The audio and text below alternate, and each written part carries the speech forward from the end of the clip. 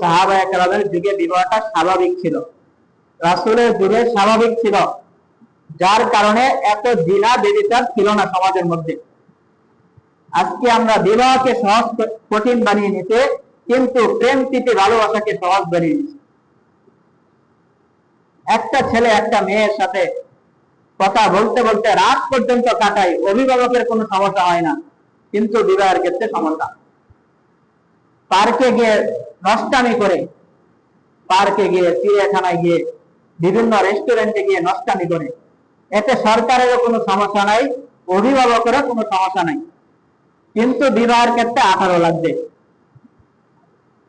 এটা হচ্ছে যুবকদের চরিত্র নষ্ট করার একটা চক্রান্ত। তাহলে বিবাহের বয়স আপনার 18 লাগবে, এখনো সে 18 বছরের আগে, এখনো সে বাচ্চা, কিন্তু 18 বছরের আগে 3-4-5 জন মেয়েকে দর্শন করে গর্ভবতী বানিয়ে দেয়, আরো 4-5টা বাচ্চার বাবা হয়ে যায় অবৈধভাবে, তাতে কোনো সমস্যা নাই। সমস্যা একটাই, বিবাহ করা যাবে। তাহলে বিবাহটাকে আমরা বয়সের সীমাবদ্ধতা দিয়ে, অর্থের সীমাবদ্ধতা দিয়ে কঠিন বানিয়ে রাখি, যার কারণে সমাজের মধ্যে জিনা ব্যভিচার চতুর্দিকে বেড়েই চলছে।